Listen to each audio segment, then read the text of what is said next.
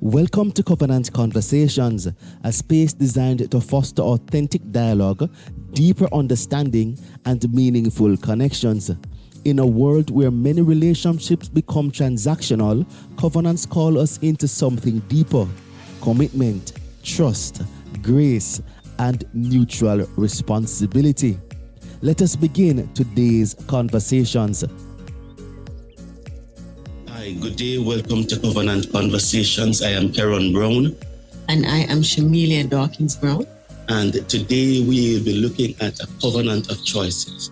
And so in today's episode, we kind of want to explore the shift between the thought process of, this marriage is a contract versus being intentional and really functioning in a divine covenant.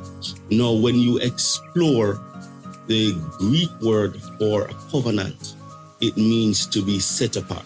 It means to be dedicated. Or the word here is kodesh.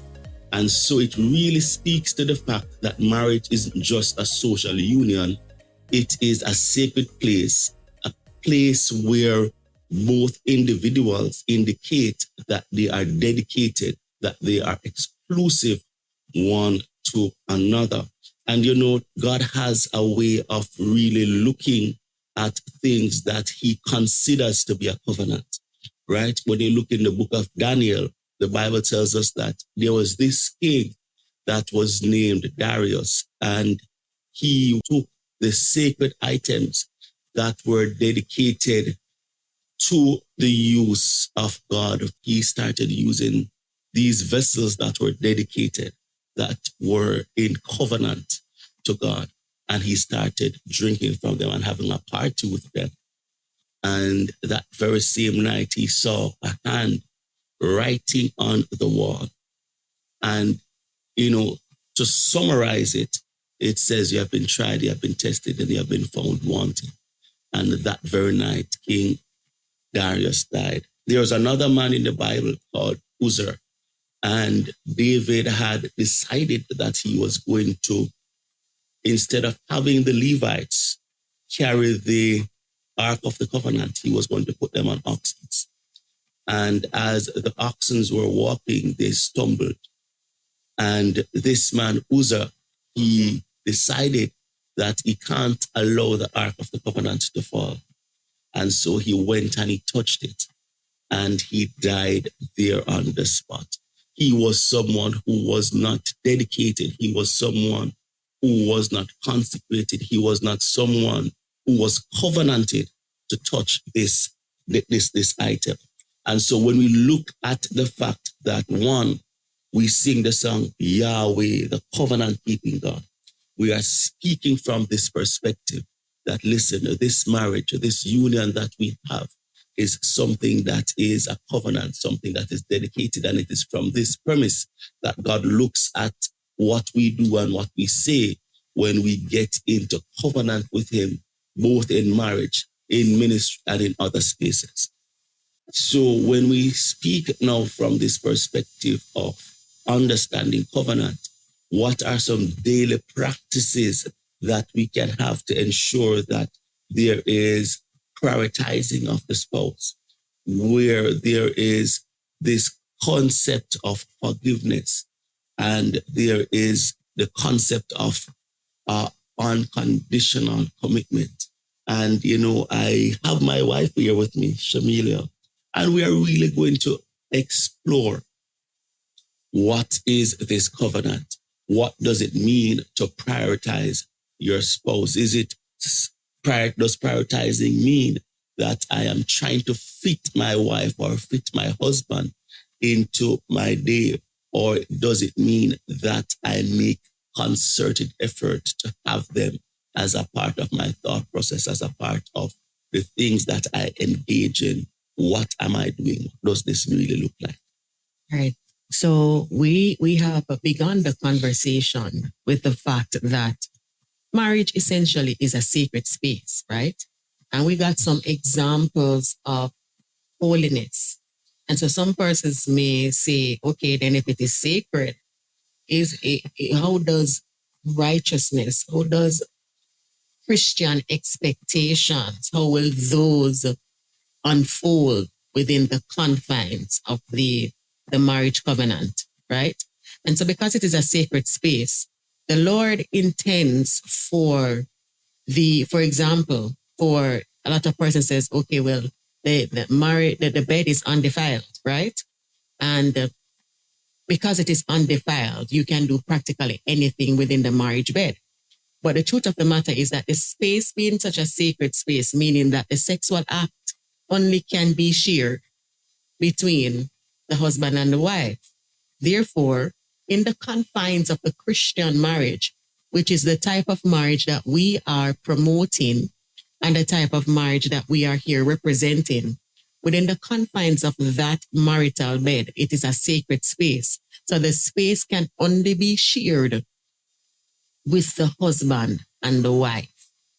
It's a sacred space. So it simply means that we are to be mindful of how we speak to one another. We are to be mindful of how we are treating each other. One of the foundational principles of Christianity is love. So how are you extending love to your partner? So that's something that you also want to focus on. And so my husband list 3 things a while ago. And those things are 3 components that we want to look at within the confines of this conversation. And they are also daily practices. So he made mention of prioritizing the spouse, forgiveness, and it is really forgiveness over legalism and unconditional commitment. And so we want to look at prioritizing the spouse, moving beyond fitting them into a schedule to making them a priority. How can you make your spouse a priority within your daily life? It's a conversation. Is it even something that you want to do? Is it something that you think about? Is it something that you are intentional about? So we want to look at the fact that marriage is about intentionality. And so you have to literally get up each day and to ask yourselves questions. How am I prioritizing my spouse today? How am I in this minute, in this moment, in this instance, thinking about my spouse, putting their needs above my own, putting their concerns above my own? And so that is one of the ways in which you can practically prioritize your spouse by putting their concerns, their needs, their interests above your own. How can I serve you today? How can I make your day lighter? How can I make you feel loved and appreciated? And so those are some of the ways in which we can practically prioritize. So we want to think about marriage in terms of Christian elements, but we also want to add practical components. Well, in terms of prioritizing, one of the things that we have often heard a lot about is persons feeling as if they give this much priority to another spouse, then how will that in the long term serve me? Especially when there are what we refer to as fragments in the relationship, where there is the element of selfishness, where there is the element of, this individual has been such a difficult person to love. How do I shift from having a marriage that is fragmented, where there is the perception or the actuality of a lack of interest? How can I prioritize someone who has mistreated me, someone who has not been good to me, someone who has not been kind to me? What place then does priority or prioritization play in curbing negative patterns in a relationship? And that's a very good question. So I want to look at the realness of it, because the truth of the matter is that in a marriage, as in any other relationship, there is going to be elements of hurt. There are going to be a million reasons for you to walk in unforgiveness, a million reasons for you to be selfish, to stop and to think about your own needs, your own wants, and your own concerns. And so it brings us to the point of forgiveness over legalism. So in this particular covenant, forgiveness is a requirement for restoration. Are we seeing the mistakes as deliberate? Are we seeing the mistakes as breaches that justifies leaving the covenant? Or are we looking at the errors through the lens of, okay, this is where we're at. We have both fallen short. How can we fix this? How can we move on? How can we repair? How can we mend? How can we use the tool of forgiveness to mend the broken pieces so that we can carry on? And so the truth of the matter is that it does take a level of honesty, and it takes a level of communication, the ability to communicate honestly and freely from your soul, because we know that the soul is the mind, the will, and the emotion. And so the soul is the place where we are going to store the hurt, store the disappointment, store all the negative things that we would have encountered within the relationship. So the soul is the place where we would bleed from within the marriage. And so when you can have that soul conversation from a place of honesty, that is how the forgiveness can take place. And grant you, it's easier said than done, but it can happen. It with intentionality. And so our conversation this morning, where you are listening, it might be this night or this afternoon. For us, it's this morning. The conversation this morning is whether or not we are willing to be intentional about the hard work that is required to keep a marriage together. You know, that is such a good point, because when you look also at the fact that, you know, one of the things that also impacts forgiveness is the fact that in many instances, there has been the door of offense that has been opened. And when you speak about offense, you know, we are looking, one of the Greek words there, it really means a trap set by the hunter. And it means that there is a degree of entrapment that takes place where offense is concerned. It means that there is a point where the wife, the husband feels betrayed, where there is the feeling of hatred. Because sometimes when you look at the whole concept of offense, it is speaking to the fact that, you know, you have, or betrayal, it really speaks to the fact that, you know, you have the resource, you have the capacity to render assistance, and you have not done it. You know, the tit for tat that sometimes takes place in a marriage, where, you know, I feel hurt, and so I withhold my hand. And for many of us, you know, we hold on to things a little bit longer than we should. How can one move away from feeling the hurt, feeling, you know, the bitterness, feeling the betrayal? How can we deal with, because betrayal doesn't mean that you stab me in the back. It simply means that you have the capacity to help. You have withheld your help. And I know that you, Shamilia, have the ability to help, but you have not done so. And so I feel this degree, this element of betrayal. And I hold on to that, and that further fuels the offense, that further fuels the hurt. How can we move past this concept, this feeling, this emotion of feeling betrayed in a marriage, and move and step over into forgiveness and move away from offense? It is through the conversations, you know, as I was saying before, because here's the truth of the matter, is that when people encounter this juncture within the marriage covenant, it comes with this overwhelming sense that I am at a place or a point where nothing will make this thing work.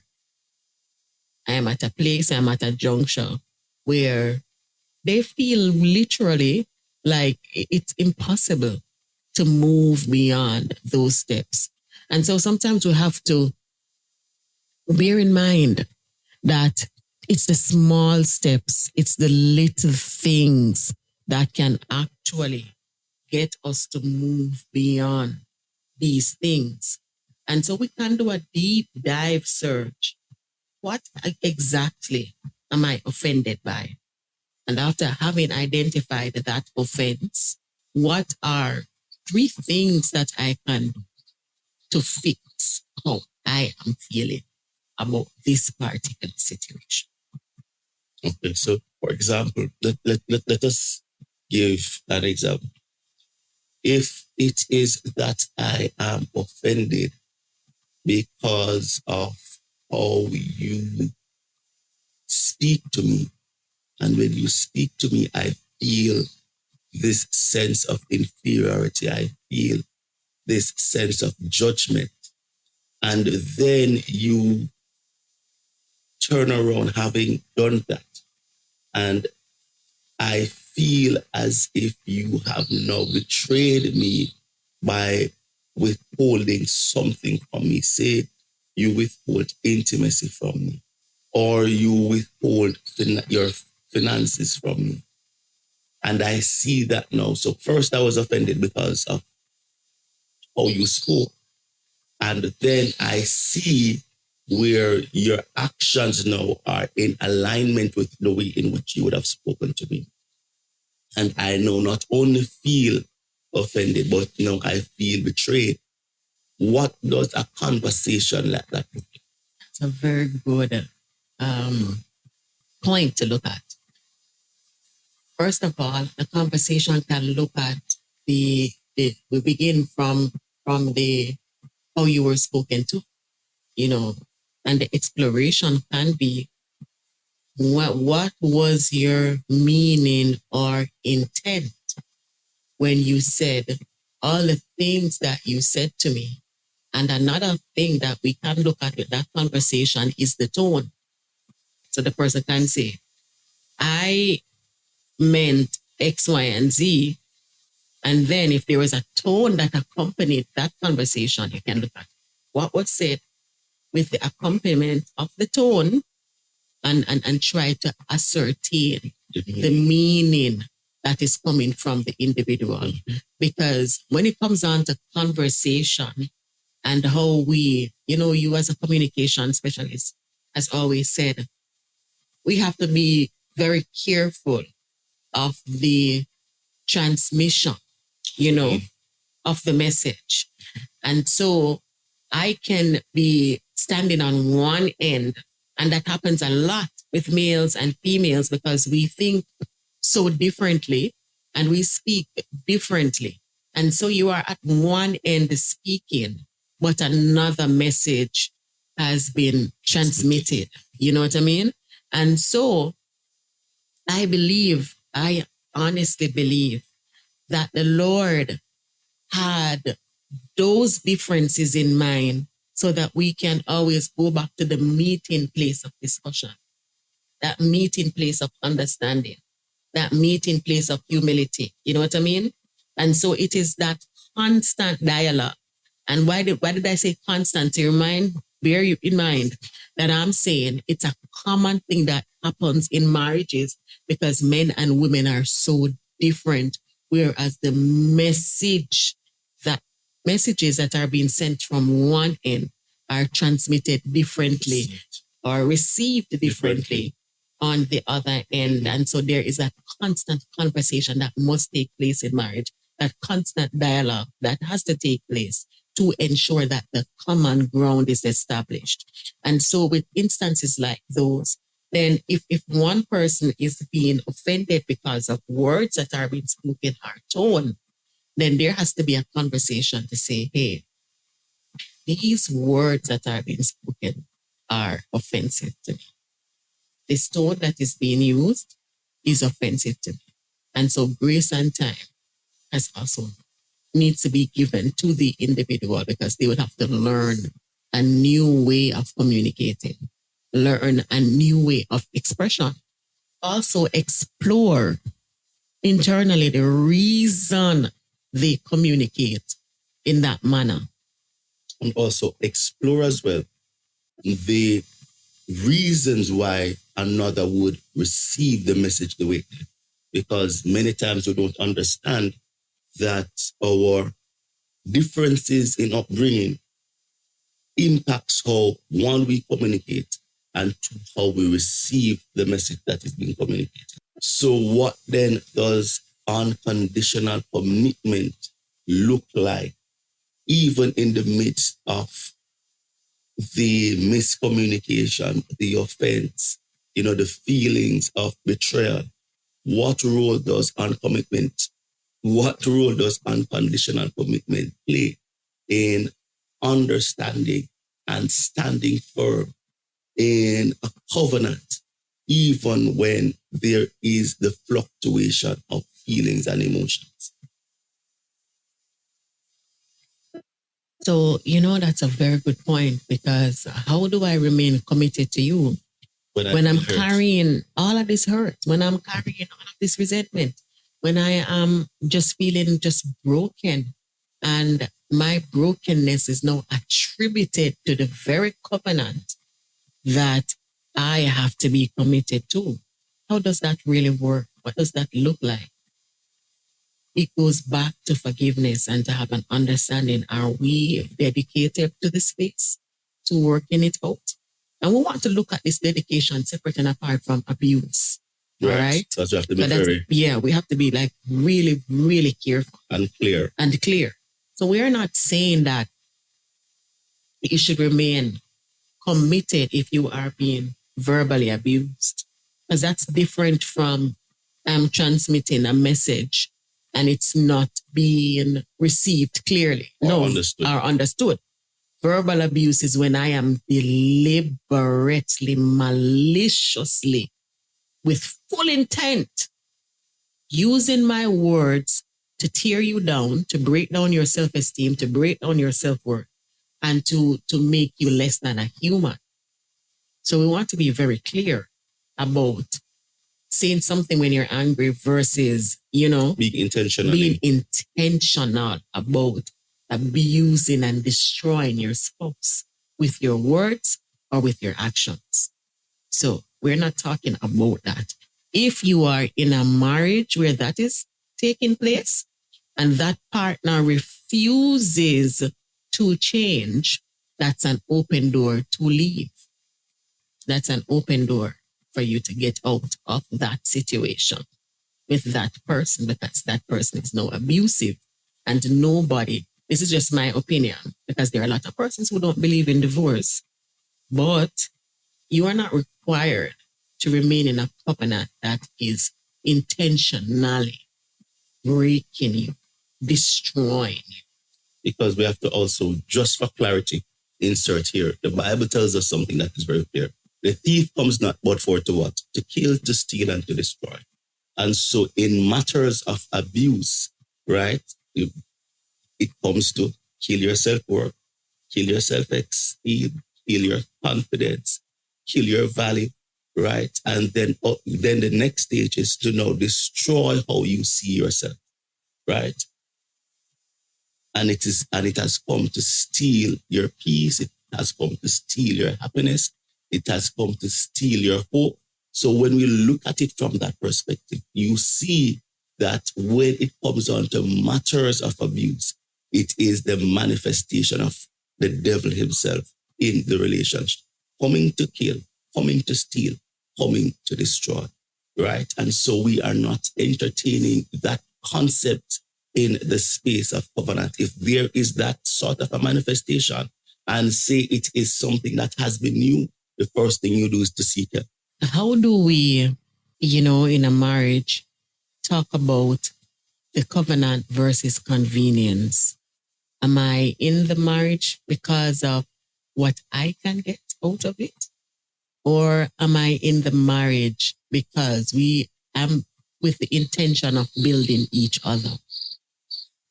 In the context of a marriage, there is the provision of both, because there are some things that will be convenient. You will conveniently provide for me, you will conveniently support me, but the covenant comes in when things get difficult, when things become turbulent. I still choose you, right? And so when we look at the fact that feelings fluctuate because life changes because how we were 5 years ago is not how or what presents itself now, right? And so it means that we have to give persons the ability and the opportunity to grow and to be committed to them, even when things have become a little challenging for them, right? Because in Jamaica, we have a word that is called use, right? And there are times that somebody can feel used because you were only in it for what you could have gotten, for what you could have benefited from. And when it becomes this point where I need you, you have turned your back on me. And that goes back to what we spoke about earlier about the feelings of betrayal, right? You would have turned your back on me on a point where I needed you most.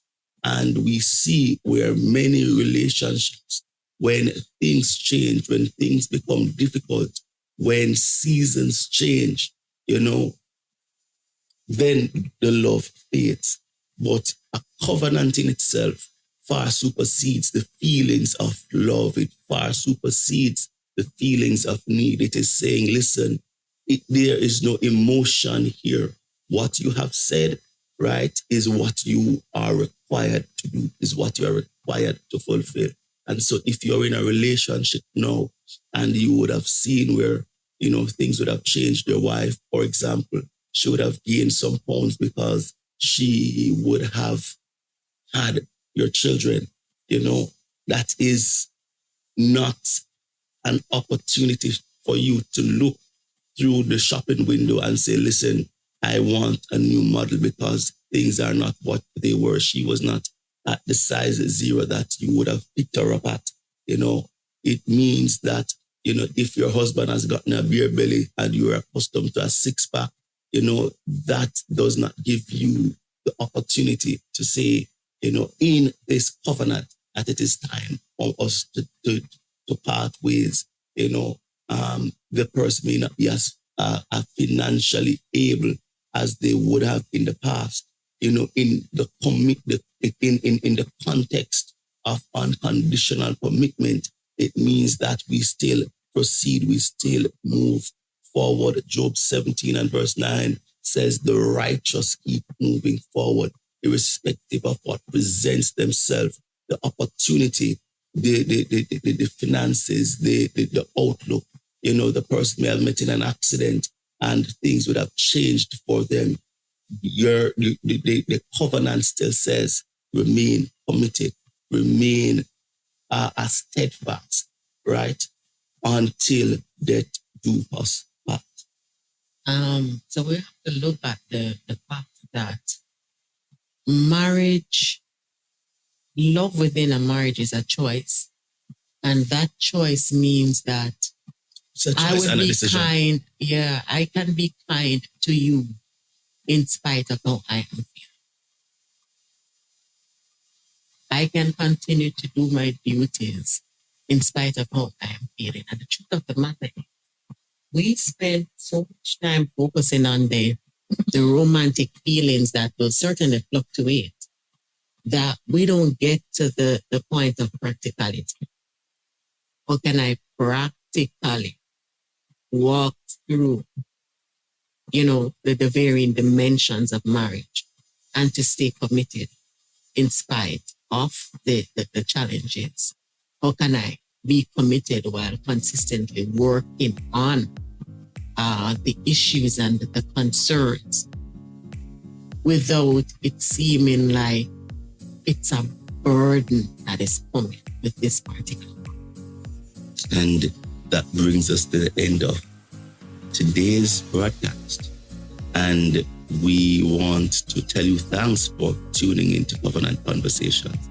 And if you find these conversations impactful, then please do feel free to hop on over to your favorite bookstore and get a copy of our book, Marriage, the Foundation of God's Divine Plan, where we explore the impact of covenant and other topics. You can also look out for our other books, The Walk of Faith, Journey Through the Storms of Life, Warriors Arise, and Manifesting the Fruits of the Spirit. These are all books that are designed to help you, strengthen your walk with Christ. I am Karen Brown. And I am Shamilia Dawkins. And see you next time.